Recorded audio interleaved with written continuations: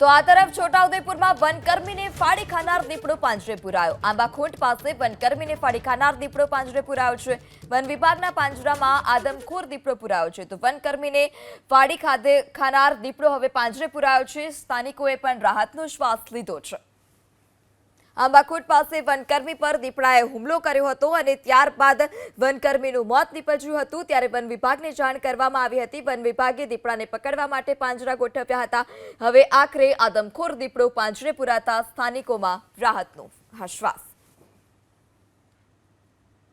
તો આ તરફ છોટાઉદેપુરમાં વનકર્મીને ફાડી ખાનાર દીપડો પાંજરે પુરાયો। આંબાખોટ પાસે વનકર્મીને ફાડી ખાનાર દીપડો પાંજરે પુરાયો છે। વન વિભાગના પાંજરામાં આદમખોર દીપડો પુરાયો છે। તો વનકર્મીને ફાડી ખાનાર દીપડો હવે પાંજરે પુરાયો છે। સ્થાનિકોએ પણ રાહતનો શ્વાસ લીધો છે। આંબાખોટ પાસે વનકર્મી પર દીપડાએ હુમલો કર્યો હતો અને ત્યારબાદ વનકર્મીનું મોત નીપજ્યું હતું। ત્યારે વન વિભાગને જાણ કરવામાં આવી હતી। વન વિભાગે દીપડાને પકડવા માટે પાંજરા ગોઠવ્યા હતા।